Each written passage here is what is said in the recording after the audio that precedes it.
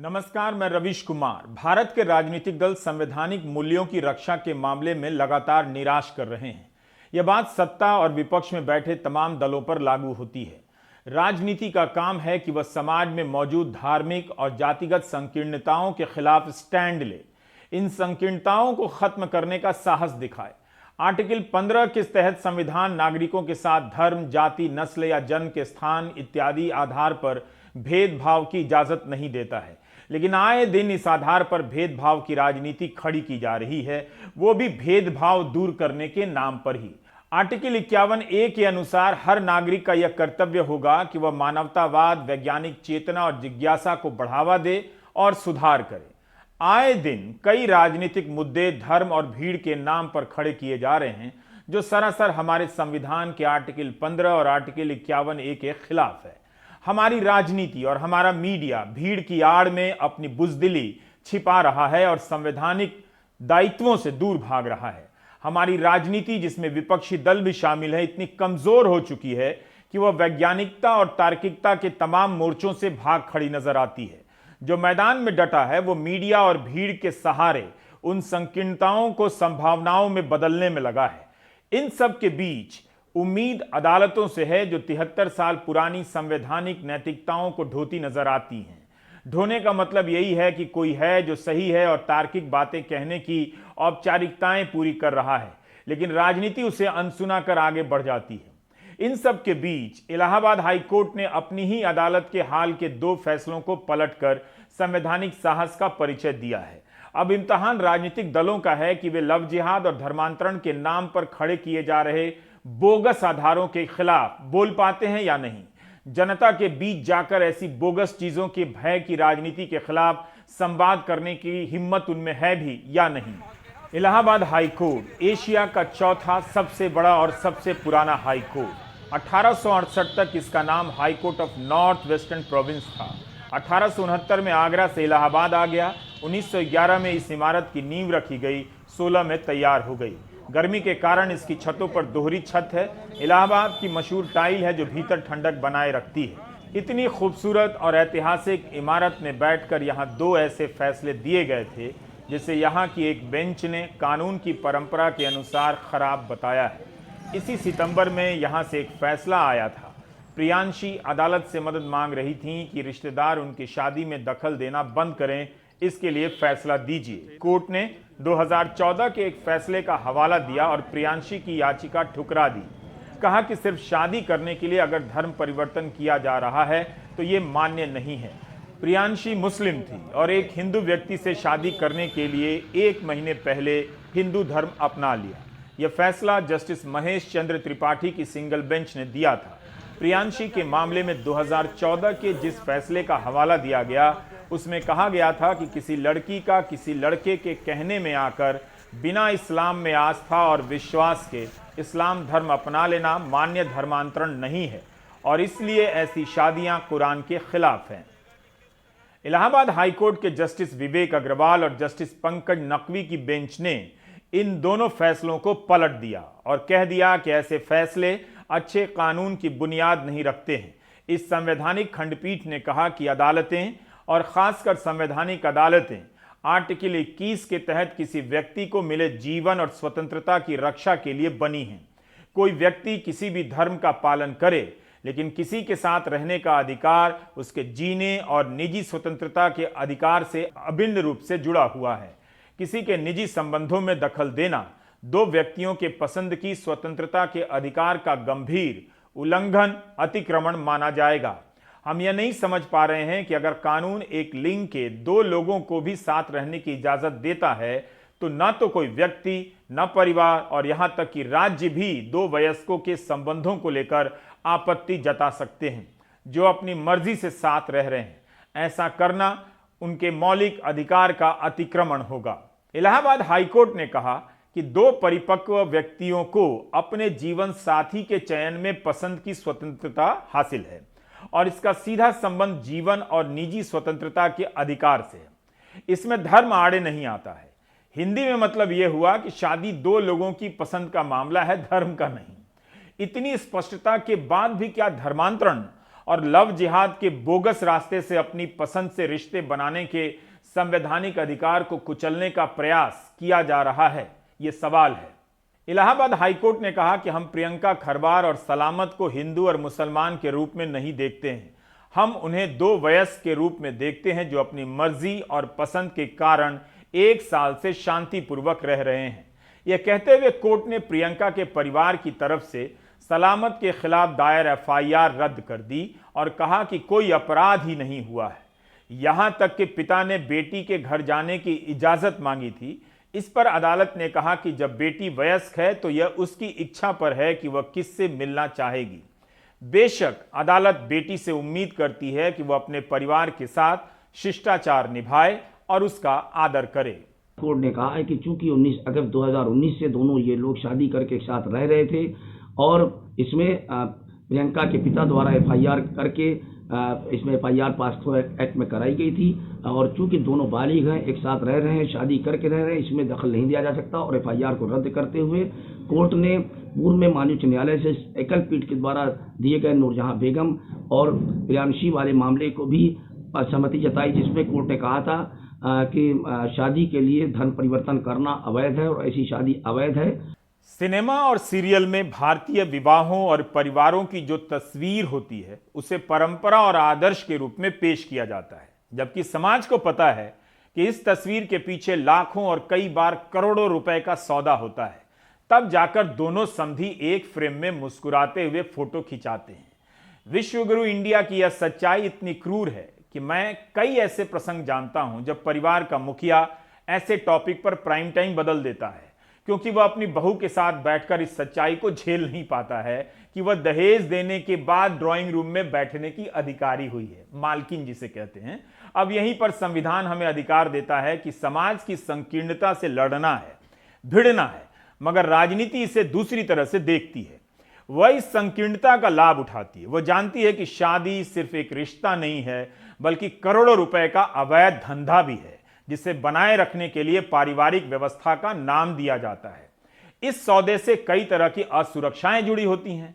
कई बार यह सामने से बेटी पर कंट्रोल के रूप में दिखता है, लेकिन इसमें यह भी होता है कि ऐसे कानून होंगे तो बेटे के कारण सौदा खराब नहीं होगा, और यहीं पर राजनीति धर्म की आड़ में इस असुरक्षा का फायदा उठाती है।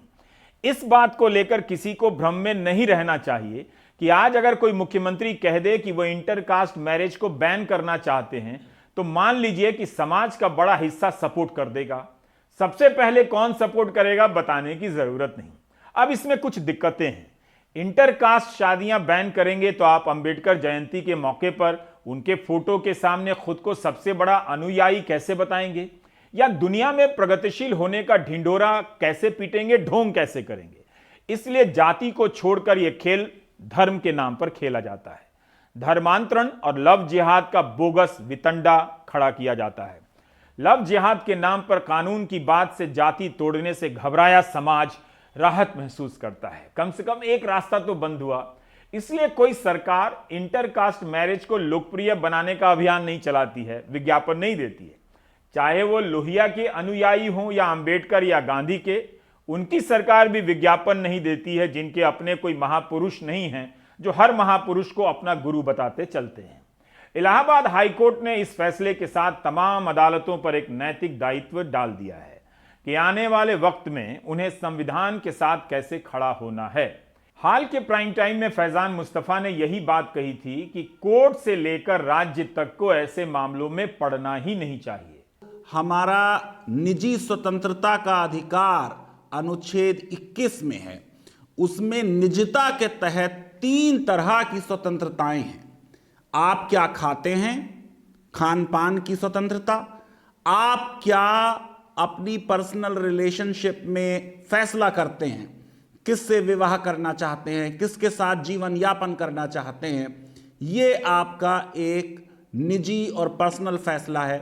और तीसरे, मैंने आपको बताया बार बार कि आप किस धर्म को मानते हैं, किस धर्म को छोड़ना चाहते हैं, किस धर्म को अपनाना चाहते हैं। तो धर्म की स्वतंत्रता ये भी अनुच्छेद 21 के तहत है। आप जरा रविश देखिए कि मैंने आपसे जो बात उस दिन कही थी कि किसी व्यक्ति को और किसी घरवाले को और किसी राज, और मैंने ये भी बात कही थी, किसी अदालत को ये अधिकार नहीं है।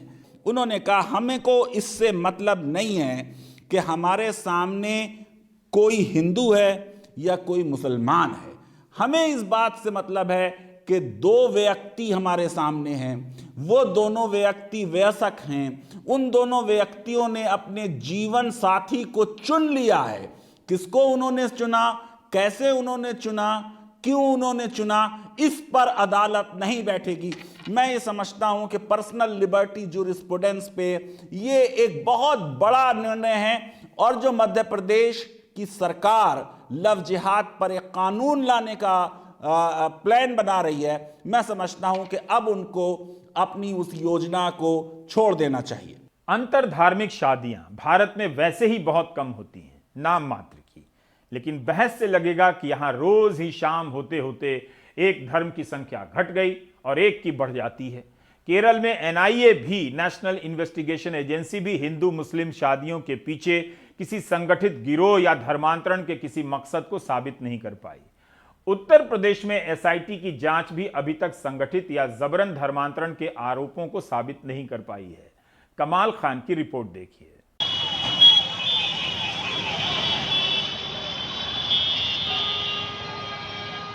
जिस कानपुर में अपराध की बाढ़ है, विकास दुबे 8 पुलिस वालों को कत्ल कर चुका है, करीब 50 कर्मचारियों की उससे मिली भगत पता चली है, ढेरों दूसरे मसले हैं।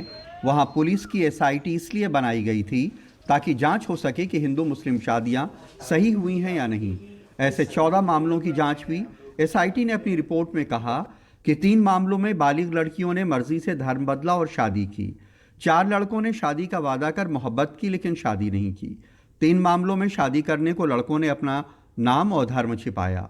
4 मामलों में जिनसे रिश्ते बनाए वे लड़कियां नाबालिग थीं। एसआईटी का कहना है कि नाम और धर्म बदलने के तयशुदा तरीके नहीं अपनाए गए, लेकिन इसमें कोई संगठित साजिश नहीं है।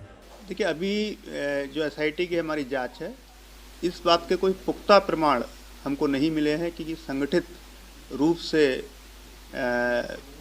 कोई साजिश के तहत कुछ इन लोगों ने किया है। 4 लड़के इसमें ऐसे पाए गए हैं जो आपस में बातचीत तो करते थे, पूर्व परिचित थे, और ये इन 4 लड़कों ने जो है अलग धर्म की लड़कियों के साथ उनका संबंध रहा, लेकिन किसी विदेशी फंडिंग की बात अभी तक सामने नहीं आई है। लव जिहाद को लेकर मध्य प्रदेश और हरियाणा सरकारें कानून बनाने का ऐलान पहले ही कर चुकी थी, लेकिन इसने यूपी के सीएम योगी आदित्यनाथ के उपचुनाव में दिए भाषण के बाद तूल पकड़ा। सरकार भी निर्णय ले रही है कि हम लव जिहाद को सख्ती से रोकने का कार्य करेंगे। एक प्रभावी कानून बनाएंगे।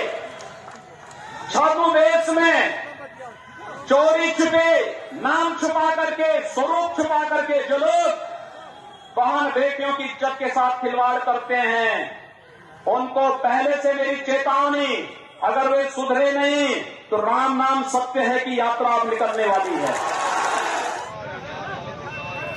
लेकिन कुशीनगर के कीरत पट्टी गांव के सलामत अंसारी और प्रियंका खरवार की अंतरधार्मिक शादी रोकी नहीं जा सकी। सलामत प्रियंका का पड़ोसी है, बचपन से दोस्त थे, बड़े हुए तो निकाह कर लिया। प्रियंका मुस्लिम होकर आलिया हो गई। उनके घर वालों ने सलामत के खिलाफ पॉक्सो एक्ट, अपहरण, जबरन धर्म परिवर्तन और ज़बरदस्ती शादी के एफआईआर करवा दी। कोर्ट ने दोनों की शादी को मंजूरी दी और एफआईआर खारिज कर दी। हालांकि सलामत का परिवार इतना गरीब और बिना पढ़ा लिखा है कि उन्हें तो इस मुकदमे की भी जानकारी नहीं। मुकदमा के हालिए हमनी के ना जानी जाए मुकदमा कहले कि का करी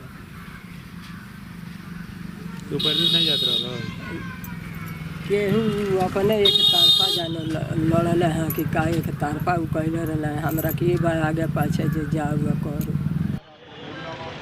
मोहब्बत करने वाले हिंदू मुस्लिम लड़के लड़की की शादी के 3 तरीके हैं। स्पेशल मैरिजेज एक्ट में शादी, जिसमें किसी को भी अपना नाम और धर्म बदलने की ज़रूरत नहीं। निकाह करना, जिसमें गैर मुस्लिम को मुस्लिम बन के नाम बदल के निकाह करना होगा। और आर्य समाज में शादी, जिसमें गैर हिंदू को हिंदू बन के नाम बदल के शादी करनी होगी। अब बरेली के इस थाने में हंगामा देखिए। ये बीजेपी महानगर अध्यक्ष के नेतृत्व में एक हिंदू लड़की की मुस्लिम लड़के से शादी के विरोध में हो रहा है। लड़की कहती है उसने मर्जी से शादी की, लेकिन इन्हें एतराज़ है जो उसके कोई नहीं।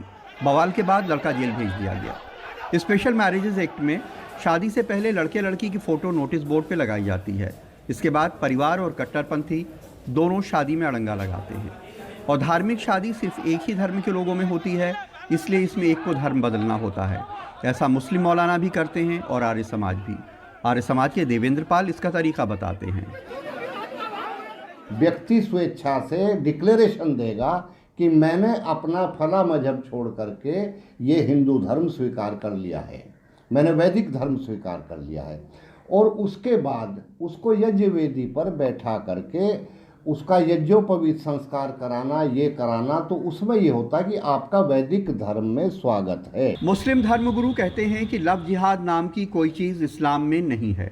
अगर कोई झूठ बोल के नाम या धर्म छिपा के शादी कर रहा है तो उसके लिए वो खुद जिम्मेदार है, इस्लाम नहीं। लेकिन बीजेपी और संघ परिवार इसे पोलराइजेशन के लिए बड़े हथियार की तरह देखते हैं, इसलिए यूपी में कानून बन रहा है। उत्तर प्रदेश में काफ़ी समय से ये देखा जा रहा था कि भोली भाली बेटियों को, बहनों को बहला-फुस करके लोग गैर धर्म में ले जा कर के शादियाँ करते थे, और वो शादी के लिए ही केवल धर्म परिवर्तन होता था, जिसकी पूर्व सूचना ना उनके अभिभावकों को होती थी, ना संबंधित अधिकारियों को होती थी।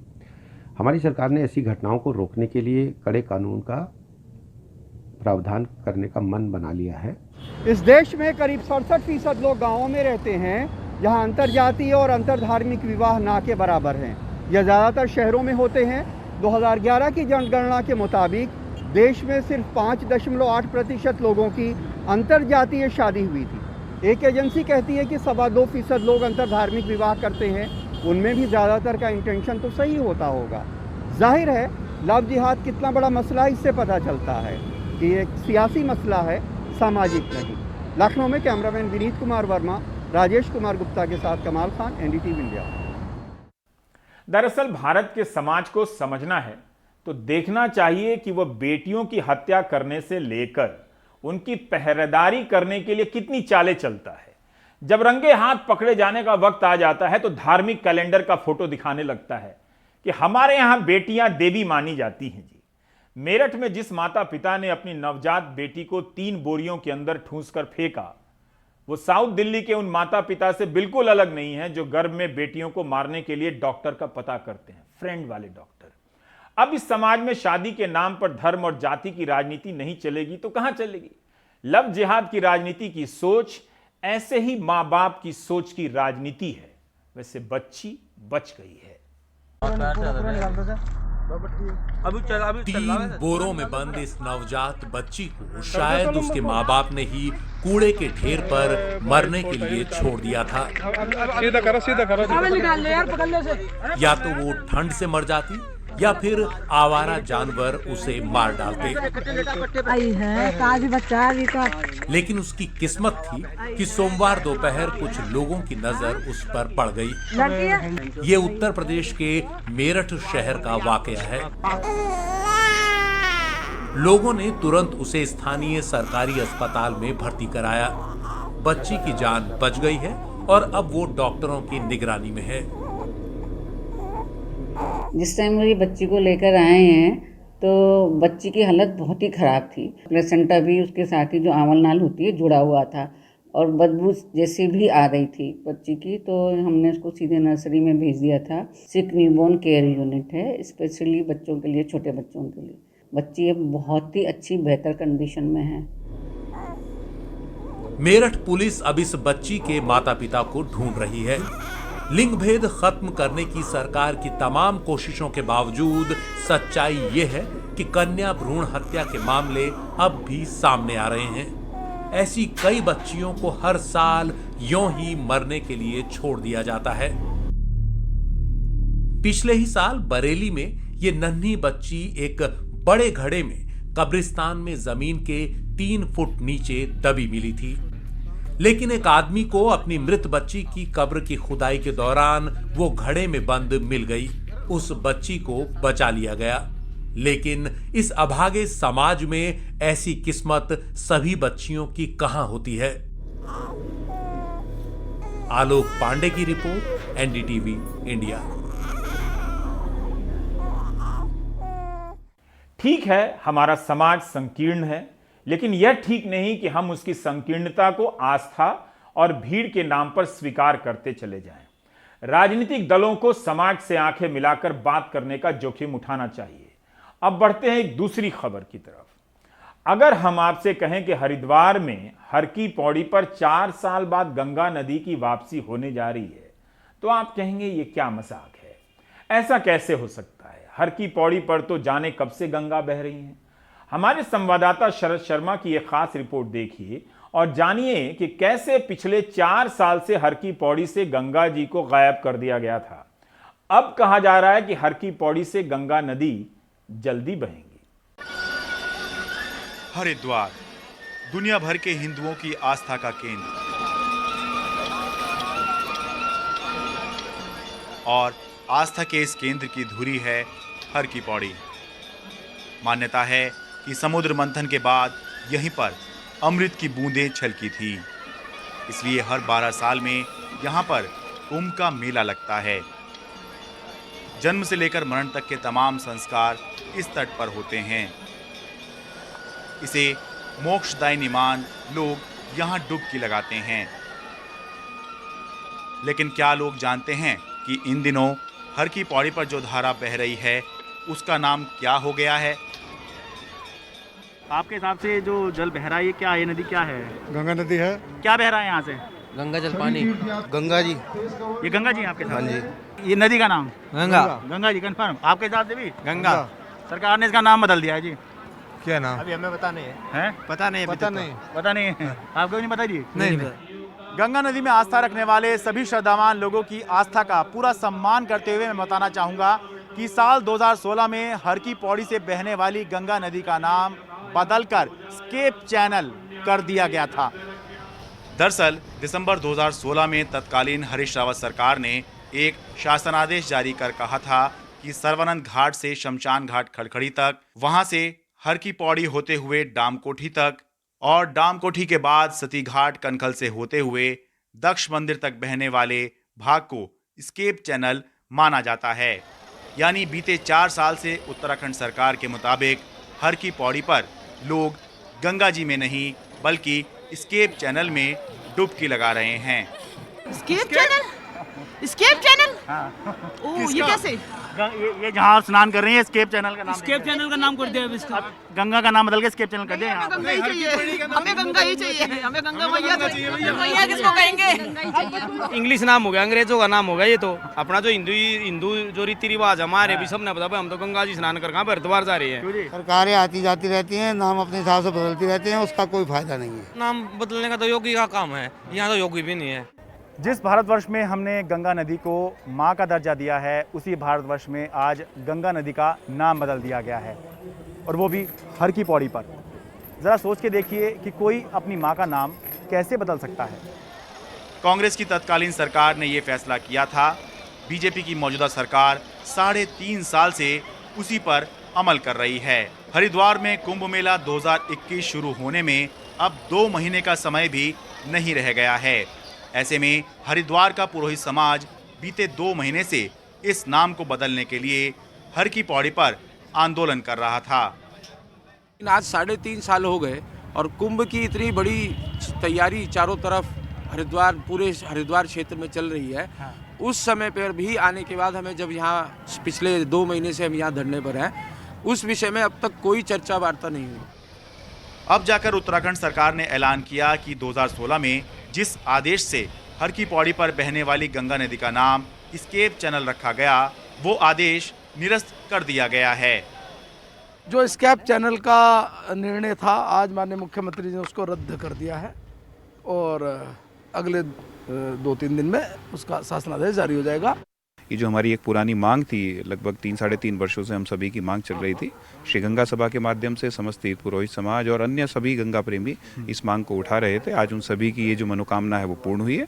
इसके लिए निश्चित रूप से उत्तराखंड सरकार बधाई के पात्र है। मतलब आप ये कह रहे हैं कि अब 2016 से पहले की स्थिति वापस आ जाएगी, यानी कि हर की पौड़ी पर कागजों में भी अब गंगा जी बहेंगी?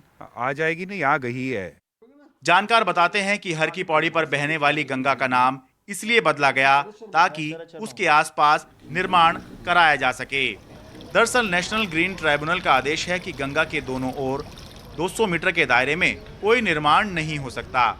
एनजीटी का आदेश बदला नहीं जा सकता था, इसलिए निर्माण के लिए नदी का नाम ही बदल दिया गया। उसे एक स्केप चैनल बता दिया गया ताकि नदी के लिए बने कानून उस पर लागू ना हो सकें।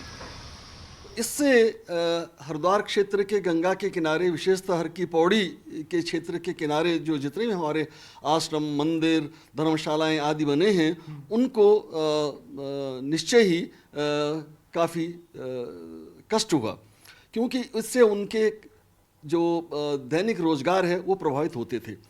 तो इससे मुक्ति पाने के लिए ही तत्कालीन मुख्यमंत्री जी ने ये कहा, अपने मंत्रालय से ये आदेश निस्तारित किया कि हर की पैड़ी पर जो गंगा है वो स्केप चैनल के ऊपर बसी हुई है। इस बीच बीते 4 साल में नदी के दोनों ओर जमकर निर्माण करवा दिया गया। ये यूपी सरकार के गेस्ट हाउस का निर्माण कार्य चल रहा है। मैं हर की पौड़ी से डामकोटी के बीच में हूँ। वैसे तो एनजीटी की गाइडलाइंस हैं कि गंगा या किसी भी नदी के 200 मीटर के दायरे में कोई भी निर्माण कार्य नहीं हो सकता, लेकिन क्योंकि यहाँ पर गंगा नदी का नाम बदल के स्केप चैनल कर दिया गया, इसी वजह से एक तरफ यहाँ पर सरकारी निर्माण चल रहा है तो दूसरी तरफ यहाँ प्राइवेट होटलों में निर्माण का कार्य चल रहा है। बीते 4 सालों में यहाँ पर बहुत सा निर्माण कार्य हो चुका है और बहुत सा अभी भी बदस्तूर जारी है। सोचकर देखिए, गंगा जी को जो स्केप चैनल का नाम दिया गया उसका मतलब क्या है। कोई इसका मतलब सिंचाई नहर बताता है, किसी ने बताया बचाव वाला प्रवाह जो प्रमुख गंगा नदी और नहर को जोड़ रहा है। मतलब जो भी हो, 4 साल तक लोगों को एहसास ही नहीं था कि हर की पौड़ी पर वो गंगा में नहीं बल्कि एक चैनल में डुबकी लगा रहे थे। कहने को आप ये ज़रूर कह सकते हैं कि गंगा जी आपके लिए कल भी गंगा जी थी, आज भी गंगा जी हैं और कल भी गंगा जी रहेंगी। सरकार के फैसलों का आपकी श्रद्धा पर कोई असर नहीं पड़ता। लेकिन ज़रा सोच कर देखिए कि एनजीटी ने जो नियम और कायदे बनाए हैं वो कुछ सोच समझकर ही बनाए होंगे, क्योंकि अगर ये नियम कायदे नहीं होंगे तो जिन नदियों के प्रति आप श्रद्धावान हैं उनके साथ कोई भी कैसा भी व्यवहार कर सकता है और खिलवाड़ कर सकता है, और पर्यावरण पर तो इसका बुरा असर होता ही है। हर की पौड़ी हरिद्वार से अपने सहयोगी कैमरा पर्सन सुधीश कुमार राम के साथ मैं शरद शर्मा, एनडीटीवी इंडिया।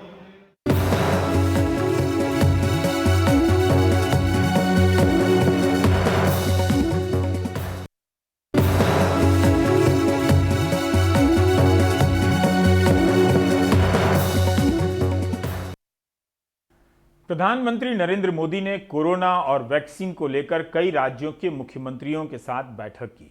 उन्होंने कहा कि संक्रमण को हर हाल में काबू में रखना होगा। उन्होंने ये भी कहा कि पॉजिटिविटी रेट 5% के नीचे होनी चाहिए। पिछले 24 घंटों में राष्ट्रीय स्तर पर पॉजिटिविटी रेट 3.45% है। कई राज्यों में इससे अधिक है। दिल्ली में 11% से अधिक।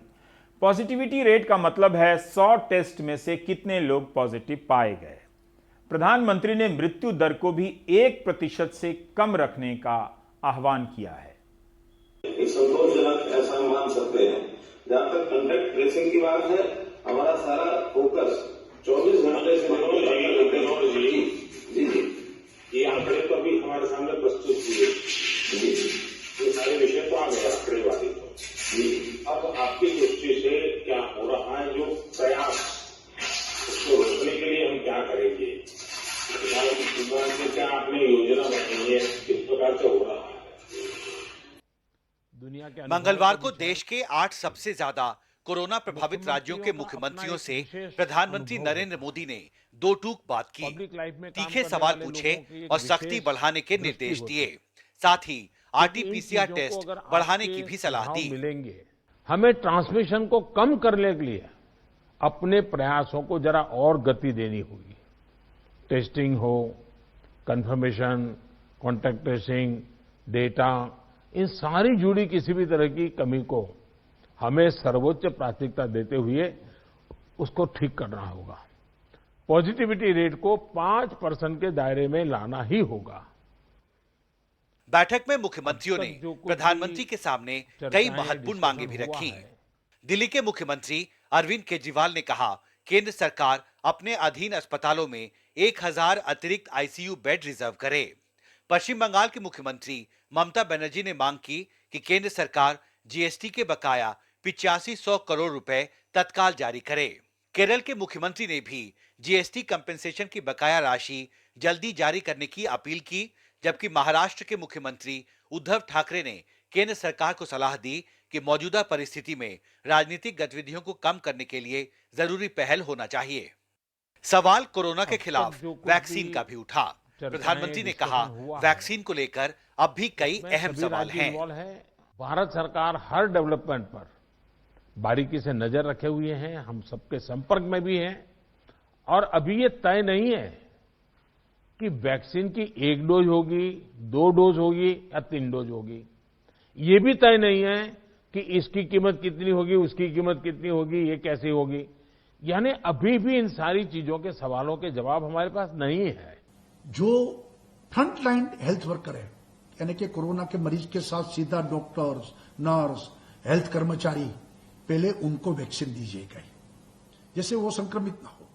दूसरा स्टेज, जो बाकी कर्मचारी जैसे पुलिस, जैसे सफाई कामदार कर्मचारी, सफाई कर्मचारी, वैसे जितनी जितनी एजेंसीज है उनको मिले आ जाए वैक्सीन।